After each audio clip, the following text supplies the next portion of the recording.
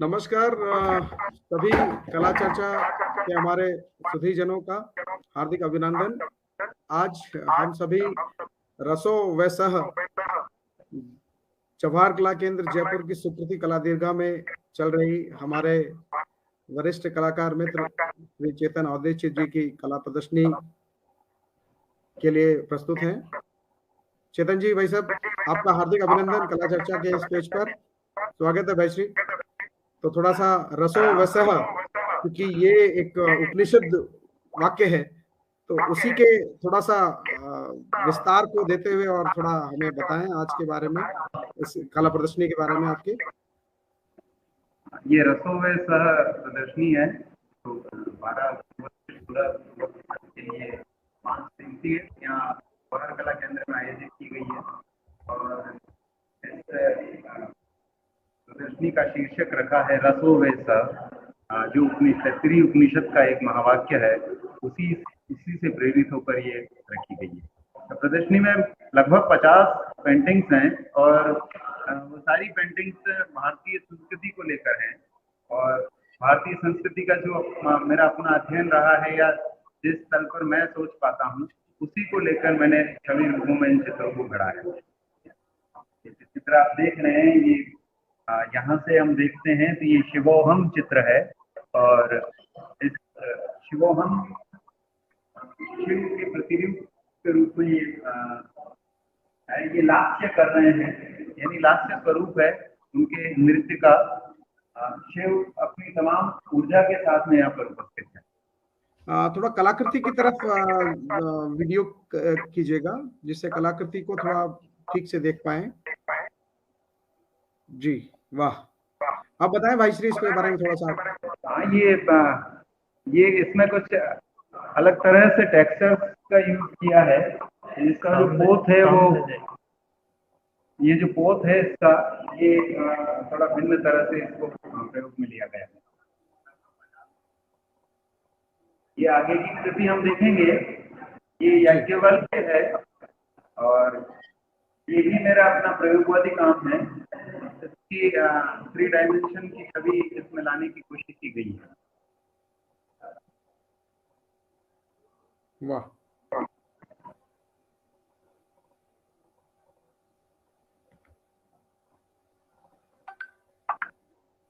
ये जो पेंटिंग है ये गार्गी है इसका शीर्षक, और ये एक स्थायी रूप से जो प्रज्ञा की स्थिति में होते हैं, तो उसका एक छवि रूप है।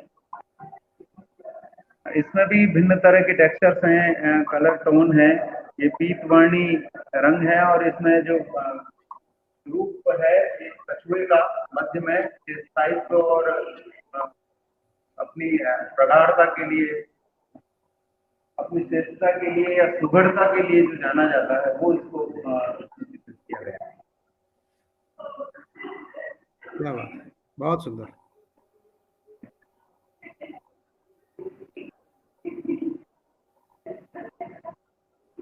ये आदिम छवियों का चित्र है। मनुष्य के मन में जो अलग अलग रूपाकार होते हैं, जो अलग अलग रेखाएं होती हैं, जो बहुत सरलतम रूपों में हमारे सामने होती हैं। बस मैंने एक मनुष्य के साथ में जुड़ी हुई इन रेखाओं को अंकित किया है। इसका रंग, इसका पोत यहाँ पर बहुत भिन्न तरह से है और कहीं श्वेत और कहीं श्याम इस आभा को लाने की कोशिश की गई। ये नीलवर्णी पेंटिंग है एक। जी, ये मन की शीतलता और मन की शांति और जो प्रेम की शांति हो सकती है, वो इसमें है। ये सारे की सारी रति सीरीज के संदर्भों से जुड़ी पेंटिंग है। जी जी, ये भी उसी से जुड़ी हुई एक पेंटिंग है। आप इसका आस्वाद कीजिए। वैसे देखिए, आपकी इन कलाकृतियों को जो मैं देख रहा हूँ और जो मैं जिस तरह से देखने का प्रयास कर पा रहा हूँ, इसमें आपकी यात्रा अंदर और बाहर दोनों की चल रही है, ऐसा लगता है। हाँ, एक जो अंदर का चेतन है वो अपनी अलग यात्रा कर रहा है, और जो चेतन बाहर है वो चेतन अवचेतन में यात्रा कर रहा है। तो ये जो चेतन की जो यात्रा चेतन और अवचेतन की है, बहुत ही अलग विलक्षणता दिखा रही है।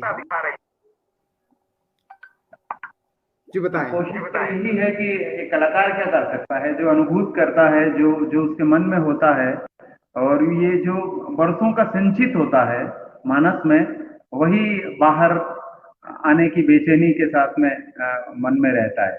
और जब बाहर आता है तो वो किसी न किसी कृति के रूप में आता है। संभव तो ये इन्हीं रंगों में आना था इनको, तो वो भाव, वो बोध इन्हीं रंगों में आया। ये भी रति सीरीज की पेंटिंग है।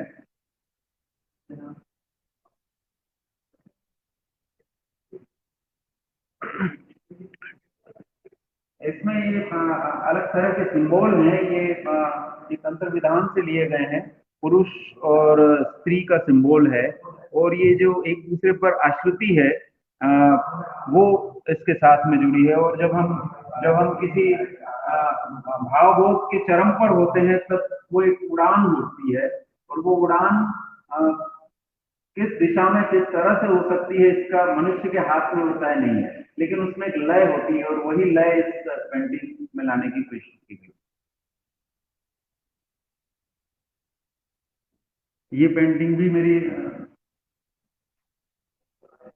उपनिषद से संबंधित है।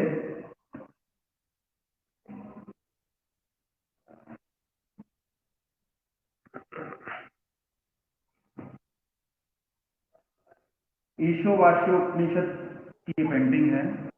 इसमें मनुष्य का एक दूसरे के प्रति जो आकर्षण है और उसकी त्यक्तता है, मनुष्य के पास होते हुए भी उसको छोड़ने का जो भाव है, और वो छोड़ने की जो पूर्णता होती है, तृप्ति में ही व्यक्ति त्याग कर सकता है। और वो जो निर्लिप्तता है देह से पार जाने की, वो इस पेंटिंग में है। क्योंकि ये बहुत गहन विषय को मैंने इसमें चुना था, तो बहुत सरलतम रंगों में इसकी अभिव्यक्ति की कोशिश की गई है। हमारे प्रिय मित्र सेनाराम जी जुड़े हैं, आपको शुभ संध्या कर रहे हैं साथी। प्रणाम। और हमारे और भी कई साथी जुड़ रहे हैं, तो सभी का अभिनंदन एक बार पुनः। इस समय हम जुड़े हुए हैं जवाहर कला केंद्र जयपुर की सुकृति कला दीर्घा में आयोजित रसो बसह कला प्रदर्शनी से, जहां पर वरिष्ठ कलाकार श्री चेतन औदेच्य हमें अपनी कलाकृतियों के बारे में, अपनी कला दीर्घा को दिखाते हुए मैं चाहूंगा हमारे बीच में वरिष्ठ कलाकार आदरणीय श्री सुमन सिंह जी सर भी हैं। मैं चाहूंगा कि हम सुमन सिंह सर की टिप्पणी भी इन चित्रों पर लें। सर से निवेदन करता हूँ, आप मेरी समझ से आप जो परिचय चित्रों का सर सादर अभिनंदन, प्रणाम, बहुत बहुत स्वागत है आपका। जयपुर में आपका हार्दिक स्वागत है सर।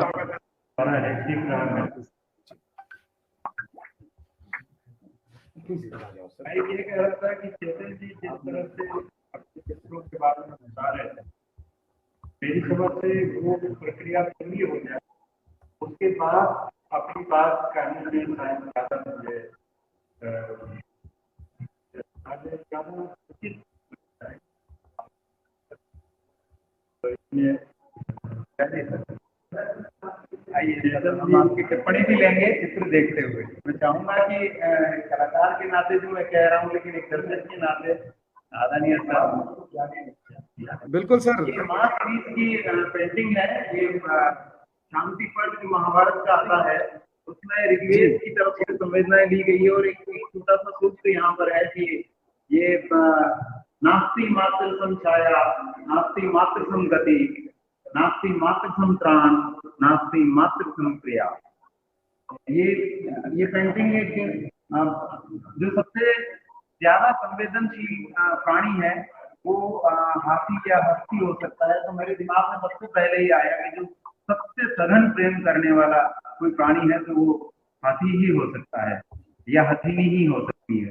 क्योंकि मनुष्य से कई गुना ज्यादा संवेदनशील ये प्राणी रहता है, उसकी बुद्धि के तल पर भी और संवेदना के तल पर भी। तो जब इस सूत्र को मैं पढ़ रहा था तो मुझे लगा कि जिसमें महानतम बात कही गई है कि माँ की तरह कोई नहीं, न कोई माँ की तरह गति दे सकता है, न कोई माँ की तरह क्षमा दे सकता है, माँ के समान प्रिया भी नहीं है। जब ऐसी बात है तो मैंने माँ को यहाँ पर उकेरा है, ये माँ है और ये उसके बच्चे हैं।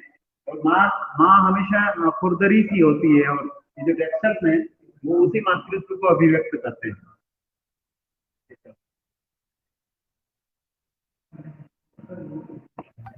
बहुत सुंदर।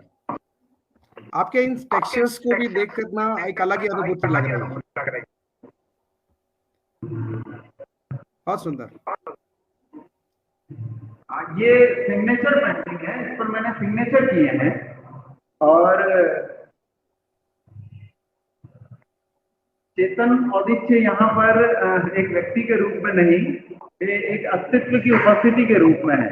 और ये जो घोड़े हैं ये 10 दिशाओं का प्रतिनिधित्व करते हैं। यहाँ पर 9 घोड़े अंकित हैं। ये 9 घोड़े यहाँ पर दौड़ रहे हैं, और एक घोड़ा वो है जो इसे देख रहा है। वो घोड़ा आप भी हो सकते हैं, मेरा मन भी हो सकता है, किसी का भी मन हो सकता है। तो ये मन के जो 10 घोड़े हैं, जो दिशाएं हैं, वो इस पेंटिंग का विषय है। जी।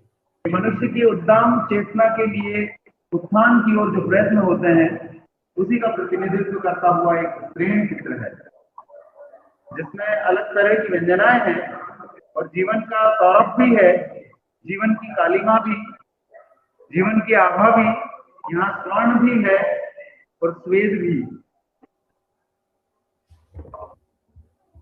क्योंकि मैं साहित्य का विद्यार्थी भी हूँ, तो अनेक लेखकों का प्रभाव मेरे मन पर रहा है, बहुत सारे कवियों का, बहुत सारे ऋषियों का। कबीर भी उनमें से एक है, और कबीर की कुछ उलट बांसियां तो मुझे बहुत प्यारी है। तो कबीर की उलट बांसी को लेकर ही ये पेंटिंग की गई है। क्योंकि हम अगर भारतीय संस्कृति की बात करते हैं और योग की बात करते हैं तो कुंडली जागरण की बात आती है।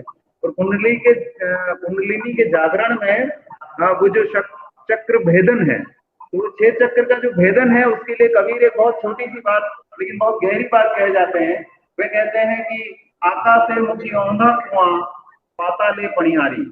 और ये मैंने जो अक्षर अंकित किए हैं, ये उसी उक्ति का है कि आकाश से मुख औंधा कुआं, पाताले पणिहारी। यानी कि कुआं तो आकाश में है और पणिहारी में है नीचे की ओर। ये एक उलट बांसी है जो कई अर्थों को हमारे सामने लाती है। एक इमोशंस की पेंटिंग है।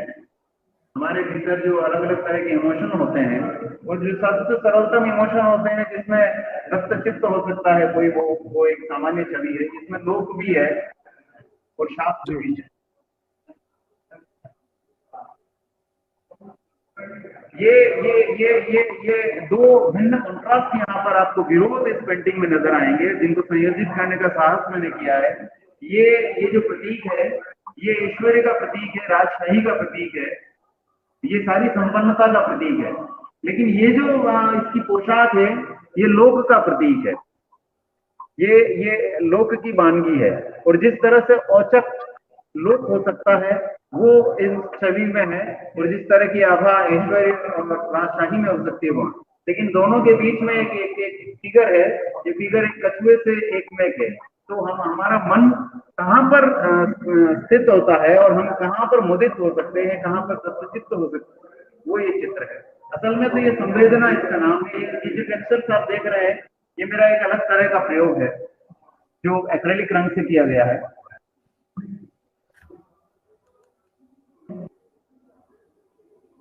ये रति सीरीज की पेंटिंग है, और तंत्र शास्त्र में रति के लिए कुछ चिन्ह आते हैं, कुछ प्रतीक आते हैं। उसमें से एक प्रतीक ये है, एक प्रतीक ये है, और एक प्रतीक ये है। इन प्रतीकों के साथ में स्त्री और पुरुष की छवि है। ये टेक्सचर बिल्कुल भिन्न तरह के, मुझे लगता है कि पहली बार इस तरह के टेक्सचर लिए गए हैं।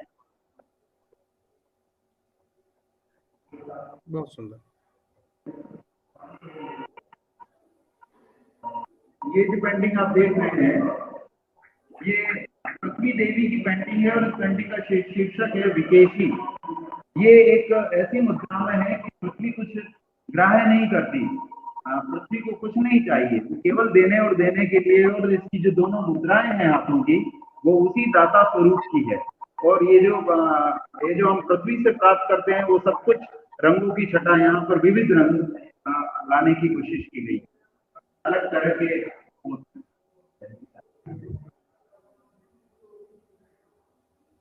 ये चूंकि इतिहास की कुछ चीजें हमें हमारे अंतर्मन में अवचेतना में आ जाती हैं, तो ये हड़प्पनियन लिपि की तरह ये लग रहा है। और ये भी हड़प्पा के किसी योगी की तरह है। और ये स्त्री है, और इसके स्त्री के पूरे शरीर पर पुष्प जैसे कुछ आकृतियां हैं। तो ये रति सीरीज की शुरुआती पेंटिंग है मेरी, और इसमें भावबोध आप देख सकते हैं, आसक्ति का एक कल, जबकि दोनों ही अपनी दूरी पर है। ये टेक्सचर्स आप देखिए झरते हुए, जरा इसको पीछे लीजिए। ये जो झरते हुए टेक्सचर्स हैं, ये तो हम महसूस कर सकते हैं।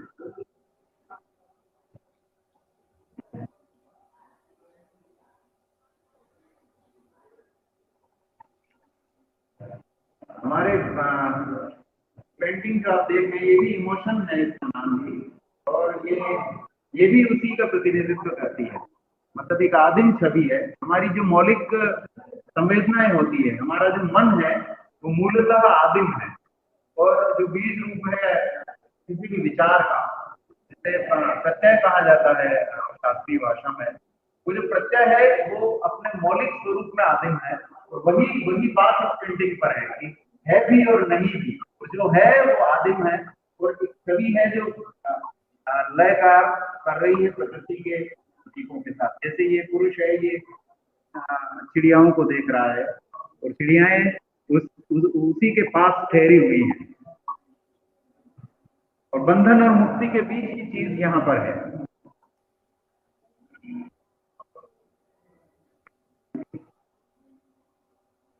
ये ध्यान मुद्रा या एक शांति,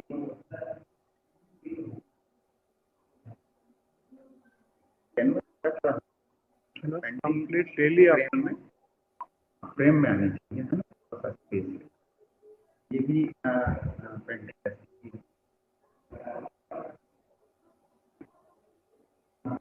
ये टेक्सचर देखिए और कलर संयोजन देखिए, बहुत सारे विरोधी रंग एक दूसरे के पास में भी है। प्राथमिक रंग और द्वितीयक रंग दोनों को अलग अलग तरह से यहाँ पर उकेरा गया है।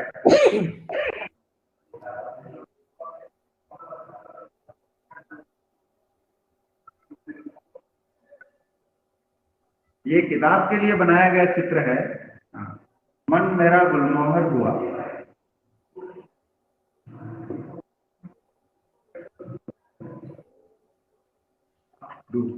वाह वाह।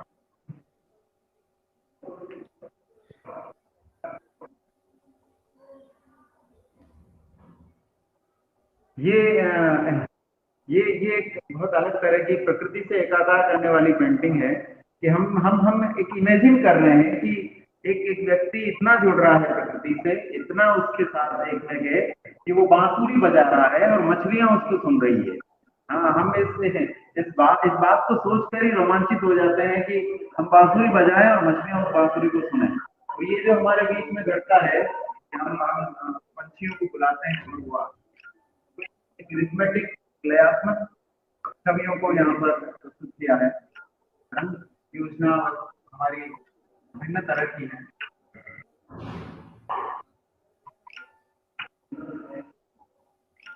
ये मेरा प्रयोगवादी काम है। ये छोटे वर्क भी आपके इसमें प्रदर्शित में हैं जी, ये बहुत सुंदर। ये छोटा वर्क बहुत ज्यादा आकर्षक लग रहा है भाई साहब। शीशे का आभास देती हैं, लेकिन ये शीशा है नहीं।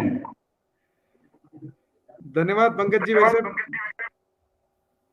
पंकज तिवारी जी जुड़े हैं दिल्ली से, जो आपको भाईश्री बहुत बधाई और शुभकामनाएं प्रेषित कर रहे हैं। बहुत सुंदर कृतियों का संसार उनकी टिप्पणी है।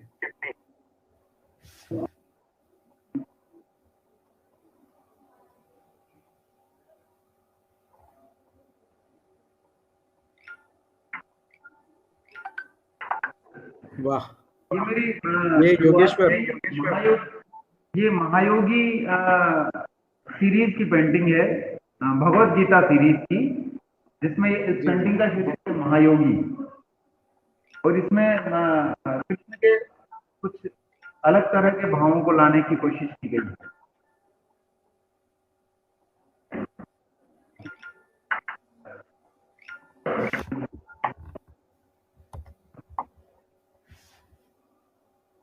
और ये अभी अभी बनाया गया चित्र है मेरा।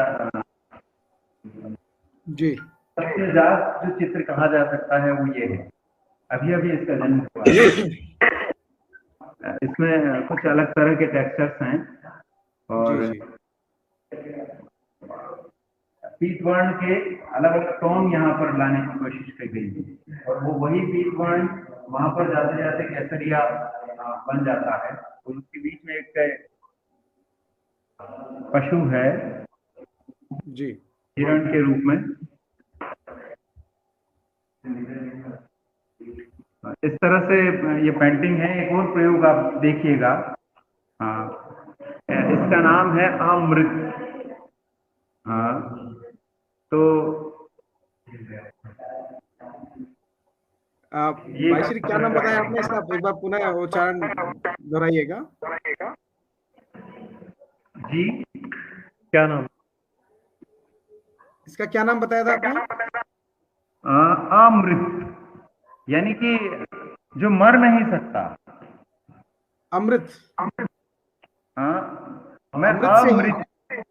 भामृत। ओके, जी जी जी। त्रिलोक मांडन जी, मूर्तिकार जी भी जुड़ गए हैं हमारे साथ। आपको बहुत बहुत शुभकामनाएं और बधाइयां प्रेषित कर रहे हैं। तो धन्यवाद उनका, बहुत बहुत बहुत बहुत आभार सर। ये हमारे लिए बड़ा सौभाग्य की बात है कि हमारे बीच में इस समय सुमन जी भाई साहब हमारे बीच हैं। सुमन दादा प्रणाम। हमारा समस्त कला चर्चा परिवार की ओर से आपका हार्दिक अभिनंदन। हम तो ये कहें कि चेतन जी की ये करामात रही कि उन्होंने आपको यहाँ तक ले आए। जी, मेरे लिए भी ये सौभाग्य रहा। और ये एहसास भी हुआ कि दिल्ली के इतने पास जयपुर था, और उसके बाद भी मैं इतने साल बाद पहली बार आ पाया। और चेतन जी ने, वो एक झिझक होती है ना किसी नई जगह पे जाने का, वो जी जी झिझक और 3 दिन यहाँ रहने में जो ज्यादा मैं कर रहा हूँ, तमाम लोग मिले और लगा ही नहीं कि मैं पहली बार आया। तो कला पे चर्चा है, तमाम बातें जी देखने को मिला। और चेतन जी की कलाकृतियों के को लेके जिस तरह का आज हमारा कला जगत हो चुका है, आप देखेंगे कि एक मोनोटोनस टाइप का काम आ रहा है, एकालाप जैसा दिख रहा है ज्यादातर संस्थानों का। जी जी एक चीज जो शुरू कर दी, बस वही किए जा रहे हैं, दशकों तक किए जा रहे हैं, वर्षों किए जा रहे हैं। हर प्रदर्शनी में यहाँ तक कि कृतियाँ भी रिपीट हो रही हैं। तो आकृतियाँ और तमाम चीजें उस लिहाज से चेतन जी बिल्कुल अलग है। कहिए कि धारा के विपरीत जाने की हिम्मत, हौसला, निभाने की जो चेष्टा इनकी है, मेरी समझ से इसको सराहा जाना चाहिए। जी इससे अन्य कलाकारों को भी प्रेरणा लेना चाहिए कि विषयों को आज हमारे आधुनिक कला में एक दिक्कत है कि हमारी आधुनिक कला की जड़ें अभी भी हमारा जो विपुल साहित्य है जी बिल्कुल सही कह रहे हैं। उससे जुड़ नहीं पाया, जो कहीं ना कहीं दोनों में एक अलगाव सा है। और चेतन जो विचारों में वो अद्भुत। और जब इन्होंने टाइटिल रखी है तो आप देखेंगे कि बहुत सारे हमारे कलाकारों में जो इन शब्दों की व्याख्या तो दूर है, समझ भी नहीं पाते, क्योंकि हमारे यहाँ इसका सामान्य सा ये है, किसी भी जो है उन्हीं में सब रस जी। और कर्म कई मान्यताएं हैं, वह है कि करुण रस जहाँ आ गया वहाँ बाकी रस अपने आप में। और हमारे यहाँ सौंदर्य शास्त्र की जगह दर्शन शास्त्र रखा गया है। सौंदर्य शास्त्र को दर्शन शास्त्र का एक हिस्सा, इसलिए यूरोपियन आर्ट में आप एस्थेटिक्स तो पढ़ते हैं, लेकिन भारतीय कला में या भारतीय संदर्भ में एस्थेटिक जो है वो दर्शन का ही एक हिस्सा है। अलग से सौंदर्य शास्त्र जिस मुखर्दों से, तो इसलिए हमारे यहाँ सौंदर्य और अभ्यास तमाम चीजें एक साथ होती है और जिसको मूर्ति से दिखाया है। थोड़ा सा कैमरा आगे ले लीजिए भाई साहब। जिससे बहुत कुछ जानने सीखने को हम जैसे लोगों को भी मिला, यही मैं कह सकता हूँ। जी जी, को बधाई दीजिए चेतन जी भाई साहब, आपका बहुत बहुत बधाई आपको आपके इस प्रदर्शनी के लिए, और विशेष बधाई इस बात के लिए कि आपके बीच में सुमन जी भाई साहब दिल्ली से हम पधारे हैं और इन्होंने अपना पूरा समय इस कला प्रदर्शनी के लिए दिया है। तो चेतन जी भाई साहब, थोड़ा सा कुछ और जानकारियां जोड़ना चाहूंगा हमारे सभी दर्शकों के लिए भी, क्योंकि अभी आप देखिए त्रिलोक जी भाई साहब ने बहुत अच्छा कमेंट रखा है कि चेतन जी की कला को देखकर लगता है पूरे संसार की स्मृतियों को कला में संजो दिया है। धन्य है आपकी जादुई कलम को। आभार सर। और ये देखिए क्या है कि और पंकज जी जो है वो लगातार उनके कमेंट्स आ रहे हैं जिस तरह से कि गजब की कला है और वाकई में बहुत लाजवाब है। मैं भी यही शब्द दोहराऊंगा कि वाकई लाजवाब है, लेकिन कुछ चीजों पर मुझे ऐसा लग रहा है कि बहुत कुछ अंदर चल रहा है चेतन के अवचेतन में। तो वो जो अवचेतन में अभी भी बहुत कुछ चल रहा है, तो कुछ थोड़ा बहुत निकाल लीजिए बाहर। मैं तो निवेदन करूंगा कि जो भी इस कार्यक्रम को देख रहे हैं वे कृपया एक बार यहाँ पधारें, क्योंकि जो बाहर की छवियां या आभासी छवि है मोबाइल पर, वो इन चित्रों को प्रस्तुत नहीं कर पाती हैं। असल में जब हम किसी पेंटिंग के सामने खड़े होते हैं तो उसकी जीवंतता हमारे भीतर उतरती है, और वो जीवंतता निश्चित रूप से यहाँ नजर नहीं आएगी, लेकिन मैंने अपना बेस्ट कोशिश किया है। नहीं, बिल्कुल, ये आपका सर्वश्रेष्ठ आपने प्रयास किया है और बहुत ही सराहनीय प्रयास किया है। और आपकी इन कलाकृतियों को देख करके एक और बात जो मैं अनुभव कर रहा हूँ, इसमें एक आपकी बड़ी लंबी यात्रा भी मैं तो देख रहा हूँ, क्योंकि हर एक कलाकृति का जो फेज है या उसके रंगों को उपयोग में लेने का जो तरीका है वो भी ऐसा दिखा रहा है, क्योंकि वो तात्कालिक नहीं हो सकती कि कुछ 10-15 दिन में आपने किया हो, ऐसा नहीं है ये काम। मुझे ऐसा लग रहा है इस काम में काफी एक लंबी यात्रा आपकी है, क्योंकि जो रंगों का आपने प्रयोग किया है वो भी बहुत अलग अलग फेज के साथ किया है। और जहां तक मुझे लगता है कि इसमें काफी कलाकृतियां ऐसी हैं जो कोरोना काल में आपने तैयार की है जयराम। कोरोना काल में मैंने 2-4 कृतियां तैयार की, लेकिन ये मेरा सतत जो काम था वो चल रहा है। अच्छा। बरसों से 2015 के बाद का ये काम है, तो ये पिछले 7 साल में जितनी चीजें किसी कलाकार के मन में चलती हैं, तो मेरा पेंटिंग बनाने का जो प्रोसेस है कि तो वो पेंटिंग एक चरण में पूरी नहीं होती, तो ये जो इतना करीब 7 सालों का जो समय था उसके दौरान बनी हुई ये पेंटिंग है। जी बिल्कुल। तो एक बात मैं थोड़ा सा जानना चाहूंगा कि आपने अपनी कला शिक्षा या कला प्रेरणा कहाँ से प्राप्त की?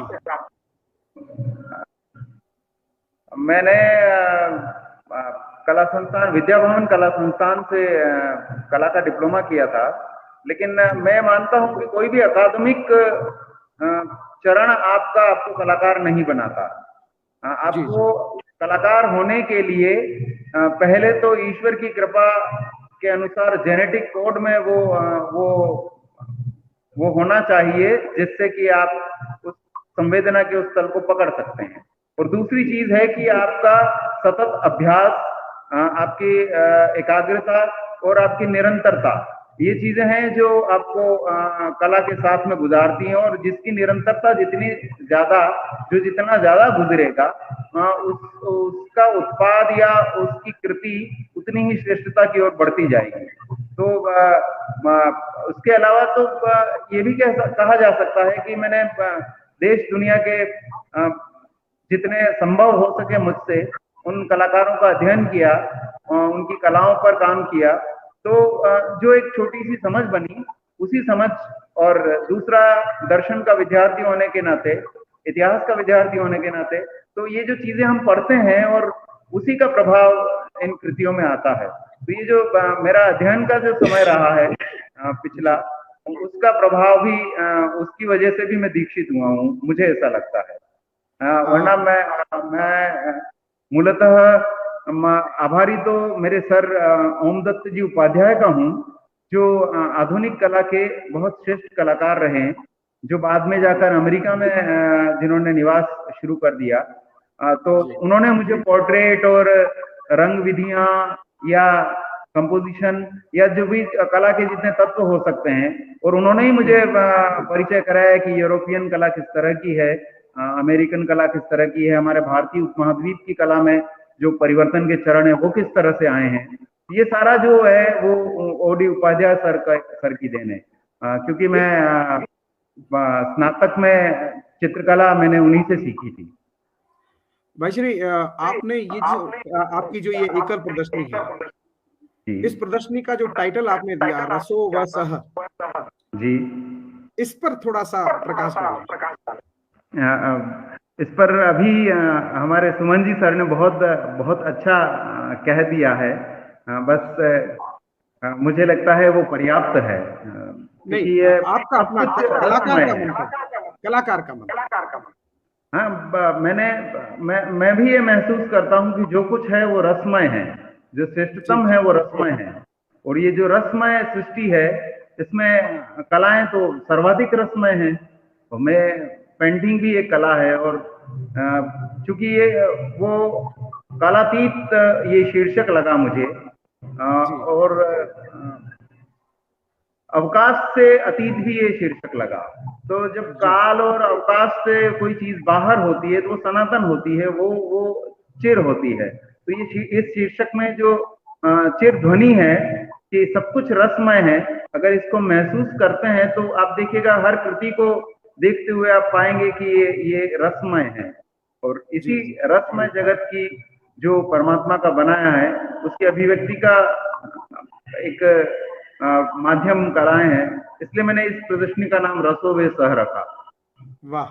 तो भाईश्री, आपको बहुत बहुत बधाई इस बात के लिए, क्योंकि आदरजोग कलाविद अखिलेश निगम जी लखनऊ से, उन्होंने बहुत अच्छी टिप्पणी लिखी है आपके लिए कि विषयगत विविधता के साथ रंग संयोजन का तालमेल अद्भुत है। कलाकार समीक्षक सुमन सिंह जी की उपस्थिति और टिप्पणी बहुत महत्वपूर्ण है। चेतन जी और कला चर्चा को हार्दिक बधाई दी है। तो सर, हमारा बहुत बहुत आभार और प्रणाम हमारी सभी की ओर से। और इस टिप्पणी पर भी कुछ अगर आप आभार देना चाहें, चेतन जी भाई से। सुमन जी सर नमस्कार कर रहे हैं। जी, सुमन जी भाई साहब नमस्कार। कहना चाह रहा था जी सर। और जो लगातार 3 दिन से हम लोग बात कर रहे हैं कि कला में संवाद की जो कमी है, उसको जिस तरह से आप लोगों ने पहल करके पूरा करने का कोशिश किया है, उसके लिए मैं मतलब हार्दिक आभार, धन्यवाद सबको। और ये इसी तीव्रता से जारी रहे, क्योंकि सबसे बड़ी विडंबना है कि बिहार में क्या हो रहा है ये राजस्थान के लोग नहीं जानते, राजस्थान में क्या हो रहा है ये बिहार के लोग नहीं जानते। सिर्फ महानगरों तक सीमित गतिविधियों को हम लोगों ने कला गतिविधियां मानी, इसी से कला इतिहास सब कुछ किया जा रहा है। तो कला चर्चा तो मैं बार बार जहाँ भी बात होती है मैं इसको एक उदाहरण के तौर पर प्रस्तुत करना चाहता हूँ कि आप इतनी दूर से और इतने बड़े नेटवर्क को संचालित कर सारे लोगों को जोड़ के चलते हैं, तो ईश्वर की कोई कृपा ही है। ठीक है, धन्यवाद। अखिलेश जी सर का मैं बहुत बहुत स्वागत और धन्यवाद ज्ञापित करता हूं कि वे हमारे लिए सद्भाव रखते हैं। नहीं भाई श्री, बहुत बहुत आभार आपको, बहुत बहुत बधाई और शुभकामनाएं आपके इस प्रदर्शनी के लिए।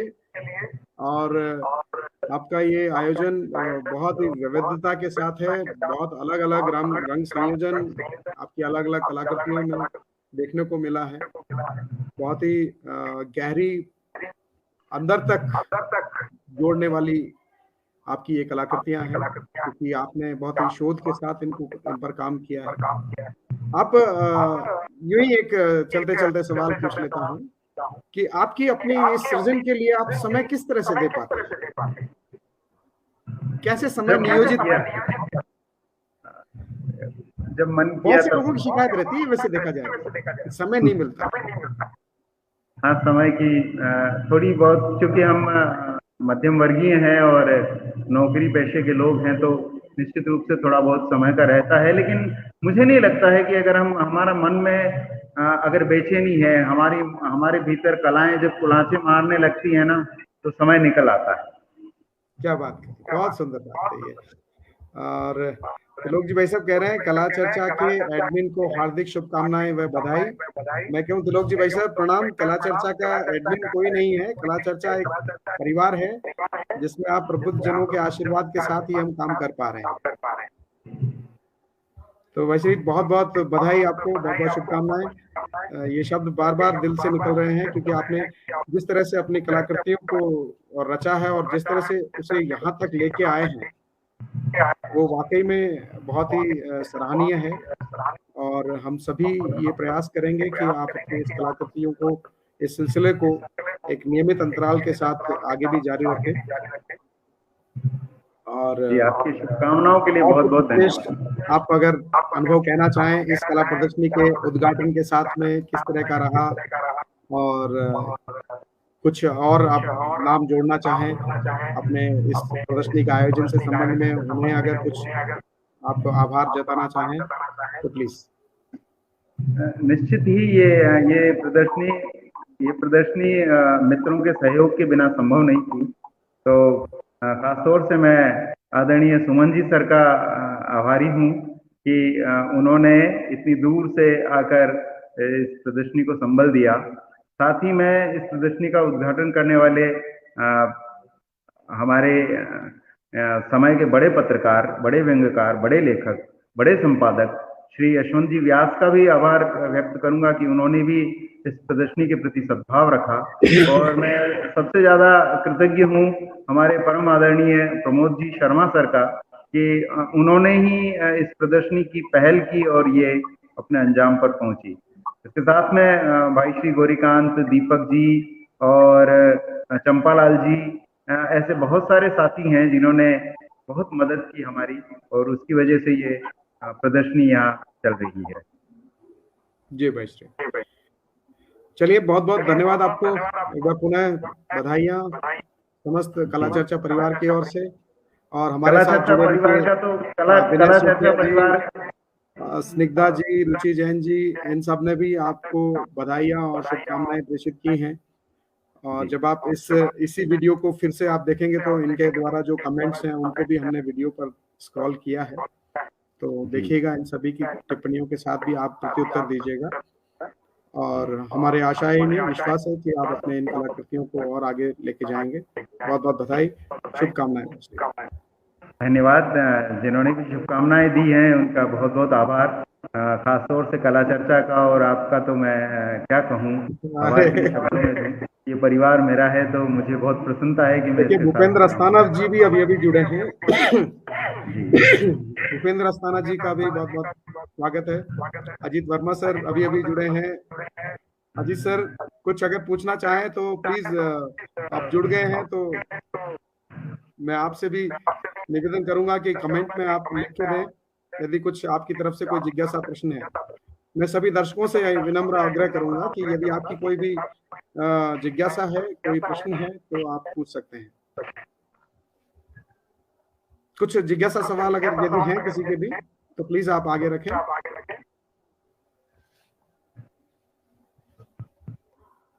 कुछ आपकी बेस्ट 5 कलाकृतियां भाई श्री, कोई आप जब तक आप बताएं, जब तक कुछ प्रश्न अगर आते हैं तो आपकी बेस्ट सवाल वैसा ही है, अगर आपको चुना जाए कि बेस्ट 5 कौन सी सिलेक्ट की जाए। ये सवाल वैसा ही है जैसे किसी माँ से पूछा जाए कि आप अपने ये जो 10 बच्चे हैं या 20 बच्चे हैं या आपके परिवार, उनमें सबसे बेस्ट कौन है। नहीं, मैं देखिए क्या होता है ना, कुछ बच्चे शरारती होते हैं, कुछ बच्चे थोड़े अपनी हरकतों से पहचाने जाते हैं, तो कहीं ना कहीं कुछ कलाकृतियां ऐसी हो जाती है जिनको हम कह सकते हैं कि हाँ यही है, कुछ उस श्रेणी में गिनी जा सकती है। नहीं, मुझे सारी कृतियां प्रिय हैं क्योंकि मैंने अपने पूरे मन से हर कृति के साथ में इसमें कोई शंका नहीं है वैसे। हमारा सिर्फ मेरा जो आशय है वो सिर्फ इतना सा है कि ऐसी कोई कलाकृति जिसके साथ आपकी कोई संघर्ष की कहानी कुछ अच्छे से सामने रखी गई हो, या आपने कुछ उसके लिए कुछ चैलेंजिंग टास्क ऐसा किया हो जिससे कि वो कलाकृति आपको विशेष रूप से आगे याद रख रही है या आपको यादगार लग रही है। कमोबेश सारी ही कलाकृतियां सताती है। तो कोई भी कलाकार इसको मानेगा, मेरी इस बात का समर्थन करेगा। कोई भी कलाकार की वह जब कृति शुरू करता है तो बहुत बेचैनी के साथ में वो कैनवास से या अपने माध्यम से जुड़ता है, और जो उस कृति के साथ में वो गड्ढमड्ढ होता है, वहाँ कई तरह की समस्याएं, कई तरह की उलझने, कई तरह का विराम, कई तरह की रोक, कई तरह का उठाव, कई तरह की शांति, मतलब अनेक तरह की भाव भंगिमाएं और चीजें सामने आती हैं। तो हर कृति ने मेरे संघर्ष को बढ़ाया है। लेकिन एक दोष है, एक मन में इस बात को लेकर एक प्रसन्नता है कि कृति जब अपनी पूर्णता में आती है तो वो जो प्रसन्नता है, वो प्रसन्नता मुझे और किसी से नहीं मिल सकती, जो मेरे ही हाथों से गुजरी हुई या मेरे ही अपने प्रयासों से किसी ने किसी रूप को, किसी आकार को। आपकी नीलवर्णी कलाकृति दिख रही है भाई श्री, उस तक थोड़ा ले जाएंगे। ठीक पीछे आपके एक ब्लू पेंटिंग है। जी, इधर आपके मतलब बाएं हाथ की तरफ, ये नहीं, बाएं हाथ की तरफ। यस, इधर और इधर, इससे आगे। इसकी बात कर रहे हैं आप? नहीं, इसकी नहीं, इधर जो आपके ठीक बैकग्राउंड में जो दिख रही थी, पीछे और लीजिए इसके साथ। हाँ, ये वाली बीच में जो है आपकी।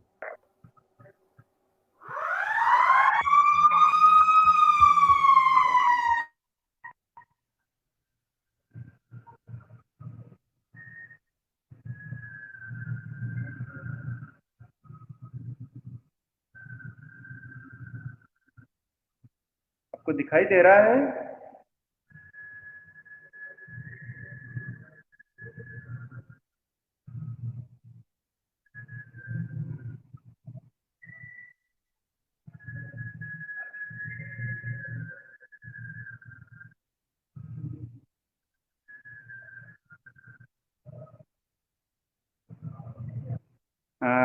मुझे लगता है कि अब विराम देना होगा। मैं सभी का आभार व्यक्त करता हूं, खासतौर से कला चर्चा का विशेष रूप से, और मैं निवेदन करता हूं कि यदि संभव हो तो आप जरूर आइए। 2 दिन और प्रदर्शनी है, 16 को इसका समापन है, और आप देखेंगे तो आपका मन खुश होगा, बस इतना कह सकता हूं मैं। और हो सकता है कि मुझे आपसे कुछ सीखने को मिले। भाई श्री प्रणाम। जी बिल्कुल, अखिलेश सर ने भी यही टिप्पणी की है। जी, अगर चेतन जी भाई सर, एक आपके इधर यदि कोई दर्शक हो, कोई टिप्पणी देने वाले हो, तो किसी दर्शक की टिप्पणी, क्योंकि अखिलेश निगम सर का सुझाव बहुत अच्छा है कि ऐसे कार्यक्रम में यदि कुछ एक दर्शकों की टिप्पणी ली जा सके तो अधिक सार्थक होगा, क्योंकि दर्शक टिप्पणी को कैसे व्यक्त करता है उसका अपना महत्व होगा। बिल्कुल ठीक कह रहे हैं, लेकिन ये संभव इसलिए नहीं है क्योंकि अभी इस प्रदर्शनी क्या, इस हॉल का बंद होने का समय हो गया है। और चलिए कोई नहीं, तो ये टिप्पणी हम आपसे अगली बार ले लेंगे। मैं हमारे बीच में एक साथी हैं, उनसे जरूर, चूंकि वे बड़ी देर से इस प्रदर्शनी को देख रहे हैं, मैं चाहूंगा वे कुछ कहें। बिल्कुल बिल्कुल बिल्कुल। नमस्ते सर। नमस्ते भाई साहब। नमस्ते भाई। मेरा आपका प्रदर्शनी का अनुभव रहा है, एक तो रंगों का संयोजन सर का बहुत अच्छा है, और जो अपनी दार्शनिक कल्पना को इन्होंने रंगों से उकेरा है, बहुत ही अद्भुत है और देखने लायक है। और जो भी देख रहे हैं उनसे मैं निवेदन करूंगा कि एक बार अगर जयपुर में है और संभव है तो आके इस प्रदर्शनी को जरूर देखें। जी चलिए, बहुत बहुत धन्यवाद, बहुत बहुत आभार पुनः एक बार। जी ठीक है भाई श्री जी, धन्यवाद, बहुत धन्यवाद। कला चर्चा का और आपका शुभ रात्रि। शुभ रात्रि, प्रणाम। जी।